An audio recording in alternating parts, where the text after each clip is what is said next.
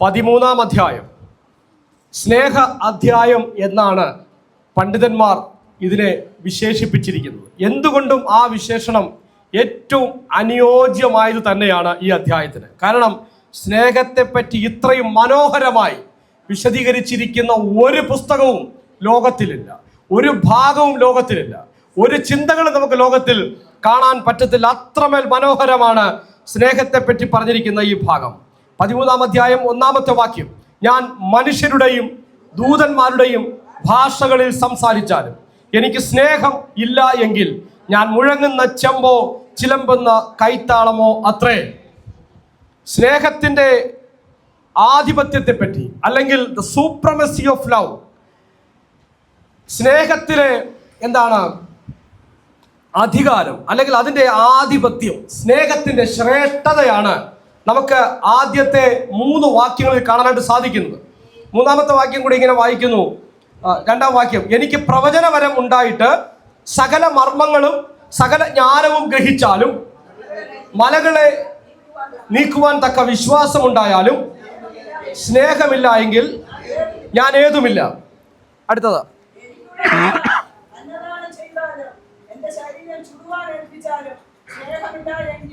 എനിക്കുള്ളതെല്ലാം അന്നദാനം ചെയ്താലും എൻ്റെ ശരീരം ചുടുവാൻ ഏൽപ്പിച്ചാലും സ്നേഹമില്ല എങ്കിൽ എനിക്ക് ഒരു പ്രയോജനവും ഇല്ല. ദ സൂപ്രമസി ഓഫ് ലവ്, സ്നേഹത്തിൻ്റെ ആധിപത്യം അല്ലെങ്കിൽ സ്നേഹത്തിൻ്റെ ശ്രേഷ്ഠത ഈ ലോകത്തിലെ മറ്റേത് വരങ്ങളെക്കാളും മറ്റേത് സ്വഭാവ ഗുണങ്ങളെക്കാളും സ്നേഹത്തിൻ്റെ മനോഹാരിത, അതിൻ്റെ ശ്രേഷ്ഠതയാണ് ആദ്യ ഭാഗത്ത് വർണ്ണിച്ചിരിക്കുന്നത്. അതിനെ വിശദീകരിച്ചിരിക്കുന്നത് നമ്മെ അത്ഭുതപ്പെടുത്തും. കഴിഞ്ഞ കോട്ടയം മീറ്റിംഗിൽ ഞാൻ ജസ്റ്റ് ഒന്ന് സൂചിപ്പിക്കുകയും ചെയ്തു. സ്നേഹമില്ലാതെ ഒരു വ്യക്തിക്ക് തൻ്റെ ശരീരത്തെ ചുടുവാൻ ഏൽപ്പിക്കാൻ പോലും സാധിക്കുമെന്നാണ്. പൗലോസ് അപ്പോസ്തലന്റെ വിശദീകരണം കണ്ടോ, എത്ര മനോഹരമാണ്. ചില ആളുകൾ നമ്മെ കബളിപ്പിക്കാൻ സാധ്യതയുണ്ട്. കൊച്ചു കൊച്ചു കഷ്ടനഷ്ടങ്ങൾ സഹിച്ചുകൊണ്ട് സ്നേഹിക്കുന്നു എന്ന് വ്യാജേന നമ്മെ ബോധ്യപ്പെടുത്താൻ ചിലർ ശ്രമിക്കും. ആ ശ്രമങ്ങളെ തിരിച്ചറിയാനും കൂടി ഈ വേദഭാഗം നമുക്ക് ഉപകരിക്കും. എങ്ങനെയാണ് സ്നേഹം, ലവലേശം സ്നേഹമില്ലാതെ ഒരു വ്യക്തിക്ക് തൻ്റെ ശരീരത്തെ ചുടുവാൻ ഏൽപ്പിക്കാൻ സാധിക്കും. അടുത്ത 2-ാം വാക്യം കണ്ടോ, പ്രവചനവരം ഉണ്ടായിരിക്കുന്നവർക്ക് പോലും സ്നേഹമുണ്ടാകണമെന്ന് നിർബന്ധമില്ല. അപ്പൊ ഈ വേദഭാഗത്തെ പലപ്പോഴും ആളുകൾ പ്രത്യേകമായിട്ടാണ് എടുത്ത് പ്രസംഗിക്കുക. പല സന്ദർഭങ്ങളിലും അങ്ങനെയാണ് നടക്കുന്നത്. അങ്ങനെ സംഭവിക്കരുത്. നമ്മൾ ചിന്തിച്ചു വരുന്നത് പോലെ 12-ാം അധ്യായത്തിലെ കൃപാവരങ്ങളെ പറ്റി പറഞ്ഞു വരുന്നതിൻ്റെ തുടർച്ചയായിട്ടോ അതിനുള്ള ഒരു വിശദീകരണമായിട്ടോ ആണ് 13-ാം അധ്യായത്തിലെ സ്നേഹത്തെ പറ്റി പൗലോസ് അപ്പോസ്തലൻ പറയുന്നത്. കാരണം കഴിഞ്ഞ ആഴ്ച നമ്മൾ ചിന്തിച്ചു, ഈ 12-ഉം 13-ഉം അധ്യായങ്ങളിൽ 3 പ്രധാനപ്പെട്ട ചിന്തകളുണ്ട്. ഒന്ന്, യൂണിറ്റിയെ പറ്റി അപ്പോസ്തലൻ പറയുന്നു.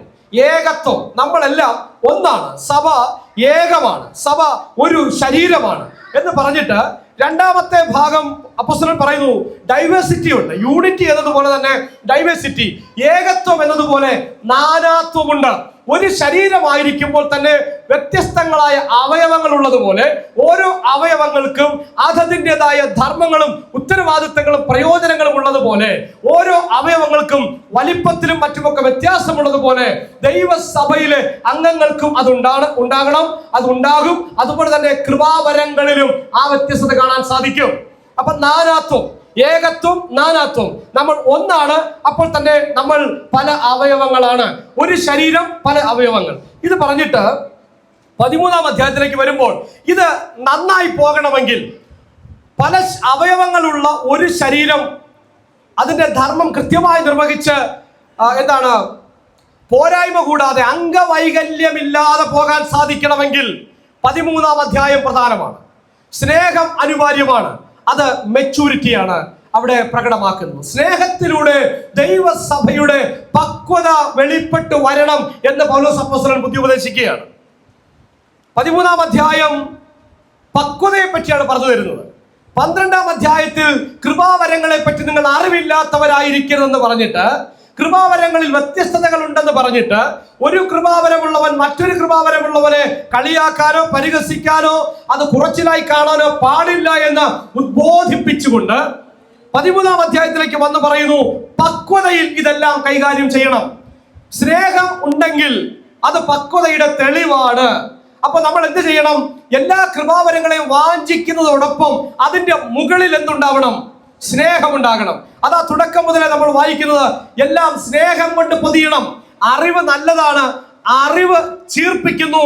സ്നേഹമോ ആത്മീയ വർധന വരുത്തുന്നു. 8-ാം അധ്യായത്തിലാണ്.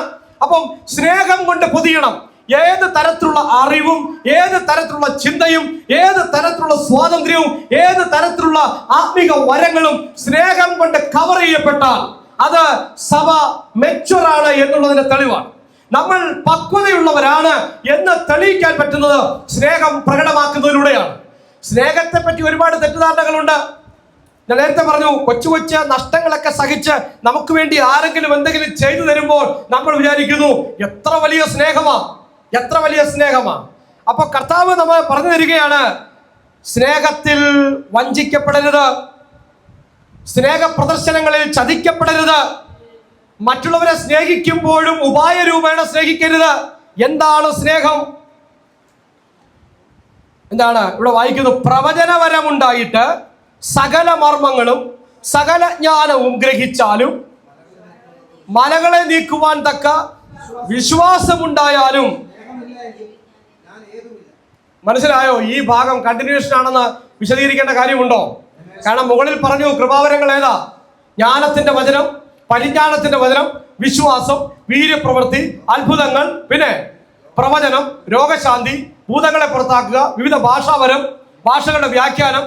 ഇങ്ങനെ 9 കൂട്ടം കൃപാവരങ്ങളെ പറ്റി ആദ്യഘട്ടത്തിൽ പറഞ്ഞ് പിന്നീട് പറഞ്ഞു വരുമ്പോൾ അപ്പോസ്തലന്മാരെ പറ്റി, പ്രവാചകന്മാരെ പറ്റി, ഉപദേഷ്ടാക്കന്മാരെ പറ്റി, വീര്യപ്രവൃത്തികളെ പറ്റി, രോഗശാന്തിയെ പറ്റി, സഹായം ചെയ്യാനുള്ള വരത്തെ പറ്റി, പരിപാലന വരത്തെ പറ്റി, വിവിധ ഭാഷാവരത്തെ പറ്റി ഒക്കെ പറഞ്ഞിട്ട് അപ്പോസ്തലൻ പറയുന്നു, ഈ വരങ്ങളൊക്കെ നിങ്ങൾക്കുണ്ടായാലും, നിങ്ങൾ എത്ര വലിയ ശ്രേഷ്ഠന്മാരായാലും, മലകളെ നീക്കുവാൻ തക്കവണ്ണം വിശ്വാസമുണ്ടായാലും, സകല മർമ്മങ്ങളും ഗ്രഹിക്കാൻ തക്ക വിധം നിങ്ങൾ പ്രവാചകന്മാരായാലും, സ്നേഹമില്ല എങ്കിൽ നിങ്ങൾ മുഴങ്ങുന്ന ചെമ്പോ ചിലമ്പുന്ന കൈത്താളമോ അത്രേ.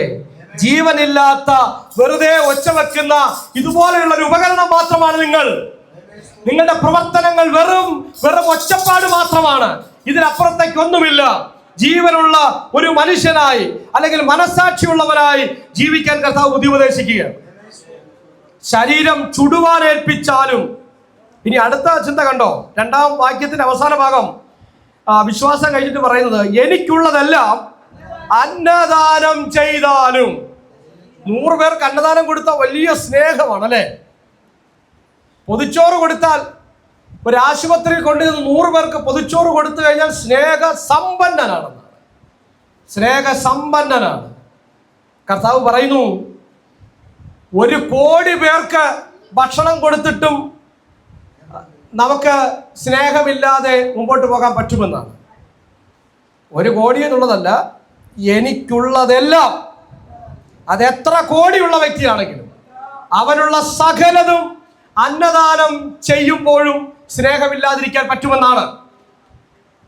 ദൈവവചനത്തിന്റെ ഈ ക്രിസ്തീയ സന്ദേശങ്ങളുടെ ഒരു പ്രത്യേകത എന്ന് പറഞ്ഞാൽ, മറ്റേത് വിഭാഗങ്ങൾക്കും അവർക്ക് ഇഷ്ടമുള്ളതുപോലെ പ്രാർത്ഥിക്കാം, എന്തും പ്രാർത്ഥിക്കാം, എങ്ങനെയും പ്രാർത്ഥിക്കാം. ഈ മറ്റു ചില വ്യവസ്ഥകളുണ്ട്, ഇന്ന സമയത്തെ പ്രാർത്ഥിക്കാവൂ എന്നൊക്കെയുണ്ട്. പക്ഷേ ക്രിസ്തീയ പ്രാർത്ഥനയ്ക്ക് ഇന്ന സമയത്തെ ആകാവുന്നൊന്നുമില്ല. പക്ഷേ പ്രാർത്ഥനയ്ക്ക് മറ്റുള്ളവർക്കില്ലാത്ത വ്യവസ്ഥകൾ ദൈവസഭയ്ക്കുണ്ട്. ക്ഷമിക്കാതെ പ്രാർത്ഥിക്കാൻ പറ്റത്തില്ല അല്ലെ? ക്ഷമിക്കാതെ പ്രാർത്ഥിക്കാൻ പറ്റത്തില്ല. വലിച്ചുവാരി ഭൗതിക വിഷയങ്ങൾ അവതരിപ്പിക്കാൻ ക്രിസ്തീയ പ്രാർത്ഥനയിൽ പറ്റത്തില്ല. അതുകൊണ്ടാണ് കർത്താവ് കൃത്യമായ ഒരു മോഡൽ നമുക്ക് തന്നു. സ്വർഗസ്ഥനായ ഞങ്ങളുടെ പിതാവേ, നിന്റെ നാമം വിശുദ്ധീകരിക്കപ്പെടണമേ, നിന്റെ രാജ്യം വരണമേ, നിന്റെ ഇഷ്ടം സ്വർഗത്തിലെ പോലെ ഭൂമിയിലും ആകണമേ, ഞങ്ങൾക്ക് ആവശ്യമുള്ള ആഹാരം ഇന്ന് തരണമേ, പിന്നെ ഞങ്ങളുടെ കടക്കാരോട് ഞങ്ങൾ ക്ഷമിച്ചിരിക്കുന്നത് പോലെ ഞങ്ങളുടെ കടങ്ങളെയും ഞങ്ങളോട് ക്ഷമിക്കണമേ, ഞങ്ങളെ പ്രലോഭനത്തിൽ കടത്താതെ ദുഷ്ടങ്ങൾ ഞങ്ങളെ വിടുവിക്കണമേ, രാജ്യവും ശക്തിയും മഹത്വവും എന്നേക്കും നിനക്കുള്ളതല്ലോ. ഈ പ്രാർത്ഥന എന്ന് പറയുന്നത് ക്രിസ്തീയ പ്രാർത്ഥനയുടെ ആകത്തുകയാണ്, ക്രിസ്തീയ പ്രാർത്ഥനയുടെ പ്രിൻസിപ്പിളാണ്. അപ്പോ മറ്റുള്ളവർക്ക് എങ്ങനെയും പ്രാർത്ഥിക്കാം, ദൈവസഭയിലെ ഒരു അംഗത്തിന് മറ്റൊരാളോട് കയ്പ് വെച്ചുകൊണ്ട് പ്രാർത്ഥിക്കാൻ പറ്റത്തില്ല. ആ പ്രാർത്ഥന ഞാൻ മാത്രമേ കേൾക്കുന്നുള്ളൂ, അല്ലെങ്കിൽ എൻ്റെ ഒപ്പമുള്ളവരെ കേൾക്കുന്നുള്ളൂ, ദൈവം കേൾക്കുന്നില്ല. അപ്പൊ പ്രാർത്ഥിക്കാൻ മുട്ടുമടക്കുന്ന വ്യക്തി ഒരു വ്യക്തിയോട് പോലും ക്ഷമിക്കാൻ ബാക്കി ഉണ്ടാവരുത്. അതാണ് ക്രിസ്തീയ പ്രാർത്ഥനയുടെ തത്വം. എത്ര പേർക്ക് ആ തത്വം പാലിക്കാൻ പറ്റുന്നുണ്ട്?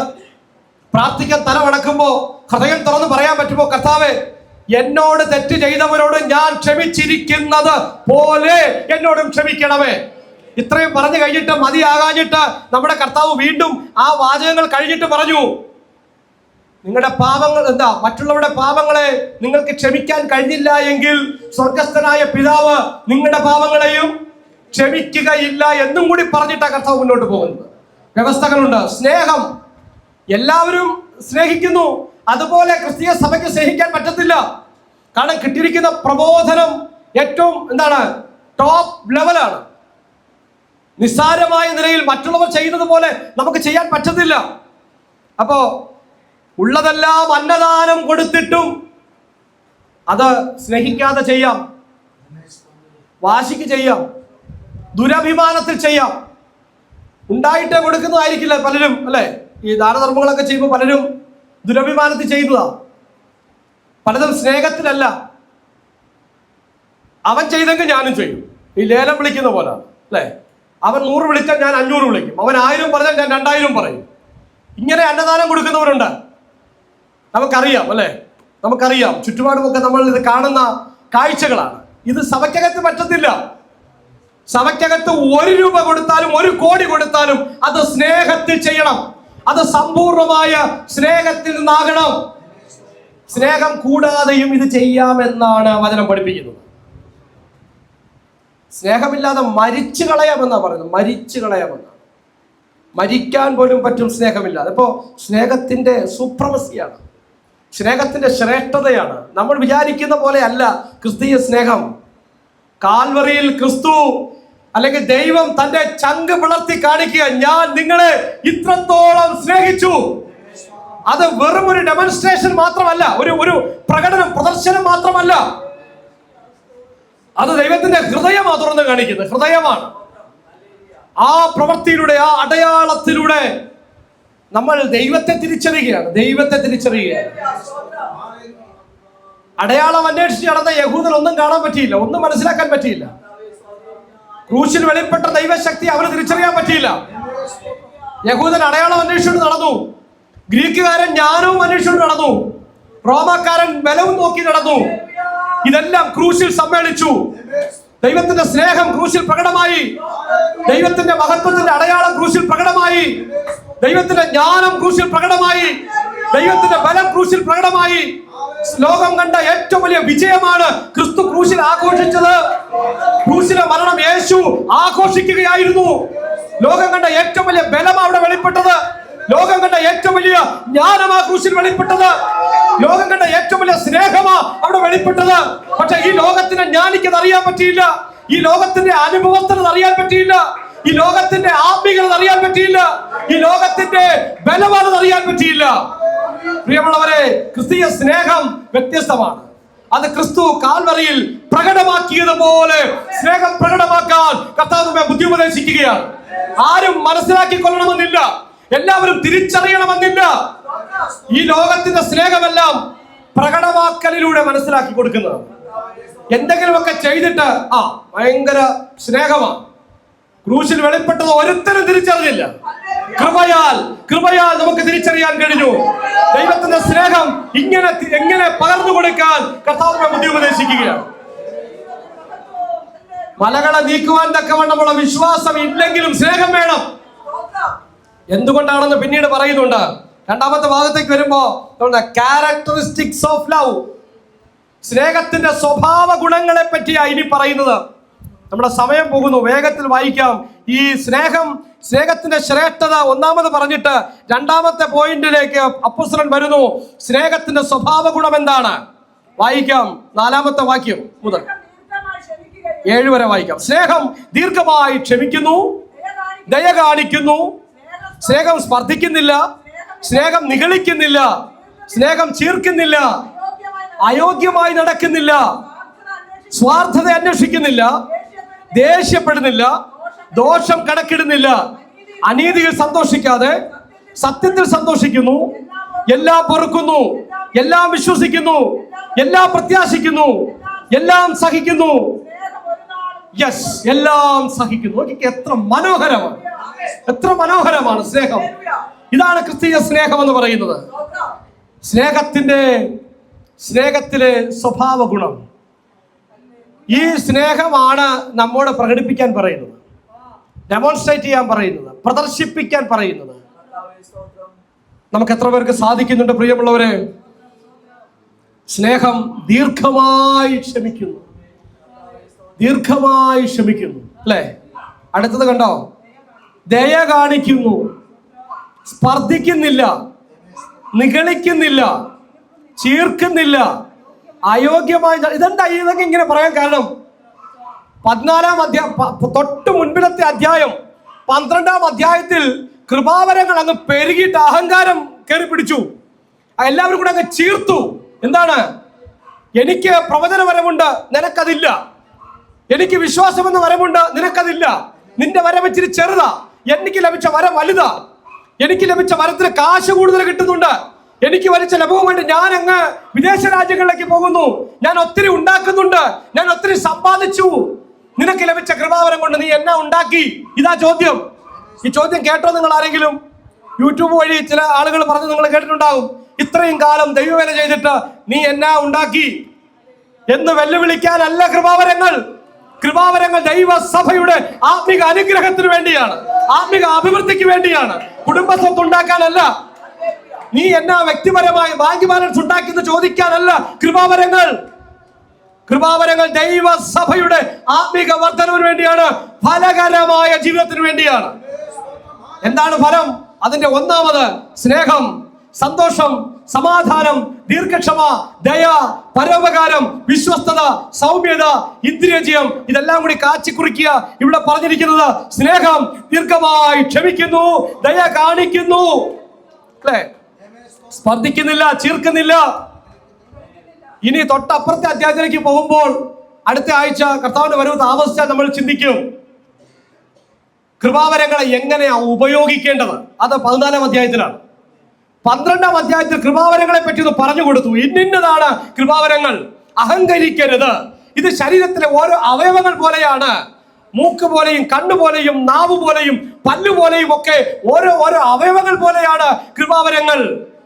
ഇതെല്ലാം വേണം ശരീരത്തിന്. ഒന്ന് കുറഞ്ഞാൽ അത് അംഗവൈകല്യമുള്ള ശരീരമാണ്. നിനക്കുള്ളതൊന്നും കൊണ്ട് നിനക്ക് തോന്നിയതുപോലെ പോകാൻ പറ്റത്തില്ല. ശരീരത്തെ പെർഫെക്റ്റ് ആയിട്ട് നിലനിർത്താനാണ് ഈ കൃപാവരം നിനക്ക് തന്നിരിക്കുന്നത്. പ്രവചനം കിട്ടിയാൽ അതും കൊണ്ട് ഓടാനല്ല, രോഗശാന്തി കിട്ടിയാൽ അതും കൊണ്ട് ഓടാനല്ല, സുവിശേഷം പറയാൻ കൃപാവരം കിട്ടിയാൽ അതുകൊണ്ട് സഭയിൽ നിന്ന് 4 വഴിക്ക് ഓടാനല്ല. സഭയ്ക്കകത്ത് പ്രയോജനം വരണം, സഭയ്ക്കകത്ത് ആത്മിക വർധനമാകണം, സഭ പെരുകണം, സഭ വളരണം. സഭയെ കൂട്ടായ്മയോടെ ഒരുമിച്ച് നിർത്താനാ സഭയ്ക്കകത്ത് കൃപാവരം തരുന്നത്. സംഭവിക്കുന്നത് എന്താ? ഒരു കൃപാവരം കിട്ടിയാൽ അതുകൊണ്ട് അഡ്രസ് ഇല്ലാതെ പോവുക. പ്രിയമുള്ളവരെ, സഭയിലെ പാസ്റ്റർ എന്ന് പറയുന്നത് സഭയുടെ അധ്യക്ഷനാണ്. ബാക്കിയുള്ളതെല്ലാം ശുശ്രൂഷകരാണ്. നമ്മൾ പറയാറില്ലേ സഭാ ശുശ്രൂഷകൻ? നമ്മളങ്ങ് പറഞ്ഞ് ശീലിച്ചതുകൊണ്ട് അങ്ങ് പറയുന്നതേ ഉള്ളൂ. സഭാ ശുശ്രൂഷകന് ബൈബിൾ നൽകുന്ന വിശേഷണം ബിഷപ്പ്, ഓവർസിയർ, പാസ്റ്റർ, അല്ലെങ്കിൽ മലയാളത്തിൽ ഇടയൻ, മൂപ്പൻ, ഇങ്ങനെയൊക്കെയുള്ള വിശേഷങ്ങളാണ് ബൈബിൾ നൽകുന്നത്. അപ്പോൾ എന്താണ്? ഓവർസിയർ, മേൽനോട്ടം വഹിക്കുന്ന ആള്. സഭാ അംഗങ്ങളെല്ലാം ശുശ്രൂഷകന്മാരാണ്. ശുശ്രൂഷക വൃന്ദമാകണം.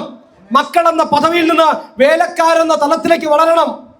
മുടിയൻ പുത്രൻ അപ്പന്റെ വീട്ടിലായിരുന്നപ്പോൾ മകൻ എന്ന അവകാശബോധത്തിലായിരുന്നു.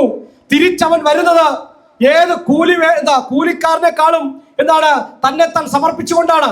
അപ്പന്റെ വീട്ടിൽ എന്തു വേലയും ചെയ്യാൻ സന്നദ്ധനായിട്ട് മടങ്ങി വരുന്ന മകൻ.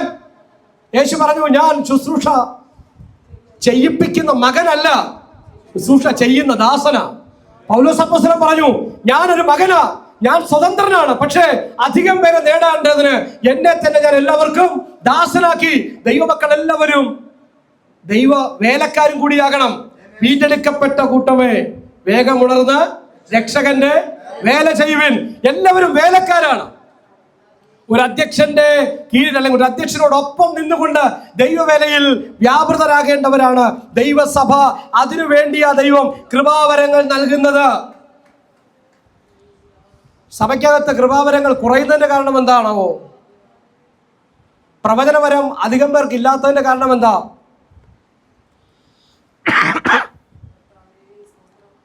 ഭാഷകളുടെ വ്യാഖ്യാനം ഇന്ന് അധികം ഇല്ലാത്തതിന്റെ കാരണം എന്താ?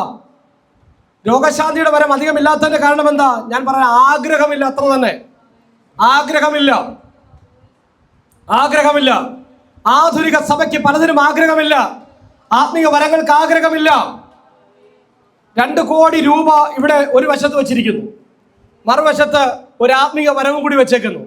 നിനക്ക് വിശ്വാസത്തിന്റെ വരം ഞാൻ തരാം, അല്ലെങ്കിൽ ഭാഷകളുടെ വ്യാഖ്യാനം തരാം, അല്ലെങ്കിൽ നിനക്ക് പ്രവചന വരം തരാം, അല്ലെങ്കിൽ ഇതായി 2 കോടി രൂപ തരാം. ഏത് വേണമെന്ന് ചോദിച്ചാൽ ഇന്ന് മിക്കവാറും നല്ലൊരു ശതമാനം ആളുകൾ ആ കാശും കൊണ്ട് പോകും. കാരണം ഇന്ന് കൃപാവരമല്ല അവർക്ക് ആവശ്യം, പണമാണ് ആവശ്യം. ഇതാണ് കൃപാവരം സഭയ്ക്ക് ഇന്ന് ലഭിക്കാതിരിക്കുന്നതിന് പ്രധാനപ്പെട്ട കാരണം. ആഗ്രഹമില്ല, തീവ്രമായ ആഗ്രഹമില്ല. കഴിഞ്ഞ ദിവസം നമ്മൾ ചിന്തിച്ചില്ലേ, സൗഖ്യമാകുവാൻ നിനക്ക് മനസ്സുണ്ടോ? ആ മനസ്സുണ്ടോ എന്ന ചോദ്യം എന്ന് പറയുന്നത് തീവ്രമായ ആഗ്രഹമുണ്ടോ എന്നുള്ളതാണ്. സൗഖ്യമാകാതെ പറ്റില്ലെന്ന് പറയാൻ, സൗഖ്യമായാലേ പറ്റത്തുള്ളൂ എന്ന സ്ഥിതിഗതിയിലേക്ക് എത്തണം. ആ ഒരു ആത്മാർത്ഥമായ തീരുമാനത്തെ, സമർപ്പണത്തെയാണ് അത് ഉദ്ദേശിക്കുന്നത്. നോക്കിക്കേ, സ്നേഹത്തെ പറ്റിയാണല്ലോ പറഞ്ഞു വന്നത്. അവിടെ തമ്മിലുള്ള ഈ കശപിശ, അടിപിടി, ബഹളം, താരതമ്യങ്ങൾ, അവൻ ചെറുതും ഞാൻ വലുതുമാണ് എന്ന ആ സംഘട്ടനങ്ങളെ സ്നേഹത്തിന്റെ മഹത്വം പറഞ്ഞുകൊണ്ട് നശിപ്പിക്കുകയാണ്, ഇല്ലായ്മ ചെയ്യുകയാണ്. ഇതാ സഹോദരന്മാർ ഒത്തൊരുമിച്ച് വസിക്കുന്നത് എത്ര ശുഭവും എത്ര മനോഹരവുമാകുന്നു. അതങ്ങനെ ആകണമെങ്കിൽ സ്നേഹം വർദ്ധിക്കണം, സ്നേഹം പ്രാവർത്തികമാകണം, സ്നേഹം പ്രദർശിപ്പിക്കപ്പെടണം. ആ സ്നേഹം ദുരഭിമാനം കൊണ്ട് പ്രദർശിപ്പിക്കപ്പെടുന്നതല്ല, ഹൃദയത്തിന്റെ അടിത്തട്ടിൽ നിന്ന് അത് പുറത്തേക്ക് വരണം. അതിന്റെ ഗുണഗണങ്ങളാ പറയുന്നത്. സ്നേഹം പ്രദർശിപ്പിക്കുന്നവൻ ഓർക്കേണ്ടത് സ്നേഹം ക്ഷമിക്കുന്നതാണ്, ദീർഘമായി ക്ഷമിക്കുന്നതാണ്. സ്നേഹം ദയ കാണിക്കുന്നതാണ്. സ്നേഹത്തിൽ സ്പർദ്ധയില്ല, സ്നേഹത്തിൽ നിഗളമില്ല, സ്നേഹത്തിൽ ആരും ചീർക്കുന്നില്ല, സ്നേഹത്തിൽ അയോഗ്യമായി നടക്കുന്നില്ല, സ്നേഹത്തിൽ സ്വാർത്ഥതയില്ല, സ്നേഹത്തിൽ ദേഷ്യമില്ല, സ്നേഹത്തിൽ ദോഷം കണക്കിടുന്നില്ല, സ്നേഹം അനീതിയിൽ സന്തോഷിക്കുന്നില്ല. അതൊരു വ്യത്യസ്തതയാണ്. സ്നേഹം അനീതിയിൽ സന്തോഷിക്കുന്നില്ല. എല്ലാം ചേർത്ത് പിടിക്കുന്നതല്ല സ്നേഹം. അനീതിയെ ചേർത്ത് പിടിക്കാൻ സ്നേഹത്തിന് പറ്റത്തില്ല. അനീതിയിൽ സന്തോഷിക്കുന്നില്ല. അടുത്തത്, സത്യത്തിൽ സന്തോഷിക്കുന്നു. യെസ്, കണ്ടോ സ്നേഹത്തിന്റെ ഗുണം കണ്ടോ? സത്യത്തിൽ സന്തോഷിക്കുന്നു, സത്യത്തിൽ ജീവിക്കുന്നവരാ. ഒരു ദൈവസഭയുടെ ലക്ഷണം അവർ സത്യത്തിലെ സന്തോഷമുള്ളവരാണ്, സത്യത്തെ ആഘോഷിക്കുന്നവരാണ്, സത്യത്തിൽ ജീവിക്കുന്നവരാണ്, സത്യം പറയാൻ വെമ്പൽ കൊള്ളുന്നവരാണ്. എന്താ സത്യം? പറയേണ്ട സത്യം എന്താണ്? സുവിശേഷമാണ്. നമ്മുടെ കർത്താവ് നമുക്ക് വേണ്ടി മരിച്ചു എന്ന സത്യം. ഞാനൊരു ചെറിയ ഒരു ട്രാക്റ്റ് എഴുതി വെച്ചിട്ടുണ്ട്. നമ്മുടെ ക്രിസ്മസ് സീസൺ ആയതുകൊണ്ട് ഒരു കഥയിൽ തുടങ്ങിയ ഒരു ട്രാക്റ്റാണ്. ഒരു ഗ്രാമത്തിൽ പൊടുന്നനെ ഒരു തീപിടുത്തമുണ്ടായി. അവിടെ ഗ്രാമം മുഴുവനും കത്തി അമരുകയാണ്. എല്ലാവരും രക്ഷപ്പെടാൻ ശ്രമിച്ചുകൊണ്ടിരിക്കുന്നു. എന്നാൽ ഒരു കുടിലിൽ ഒരു കുട്ടി അകപ്പെട്ടു പോയി. തീച്ചൂള ഇങ്ങനെ ഉയർന്നു പൊങ്ങുകയാണ്.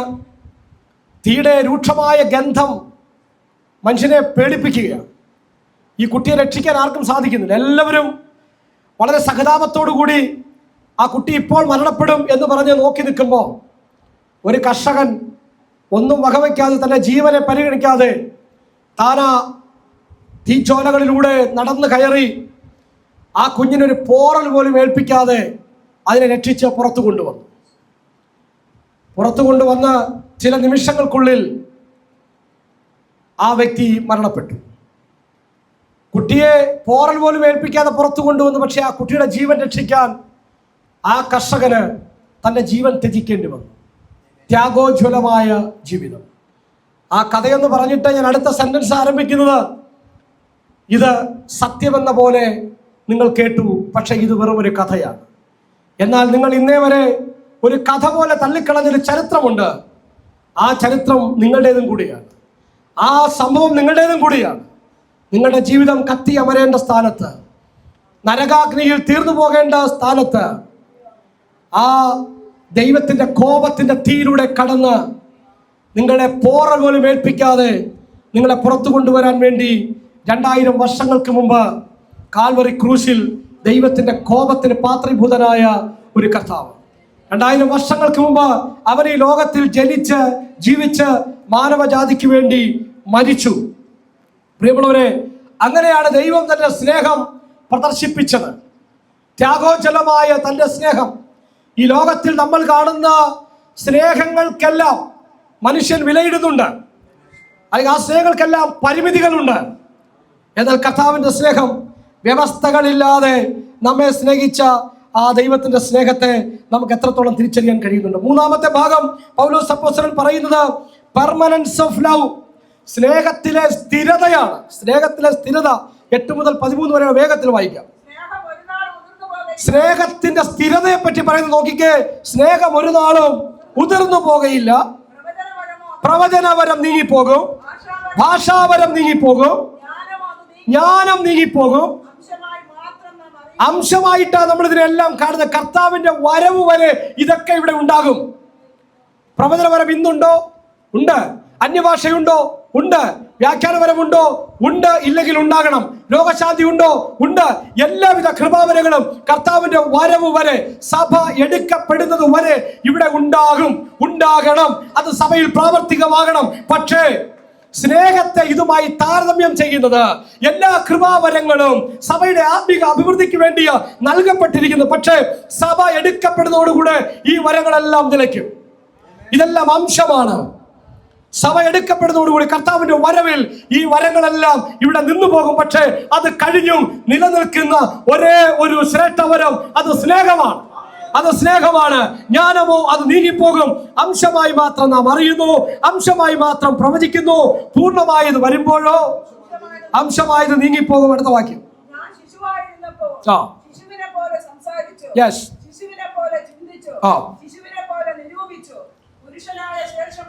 ഞാൻ ശിശുവിനുള്ളത് ത്യജിച്ചു കളഞ്ഞു.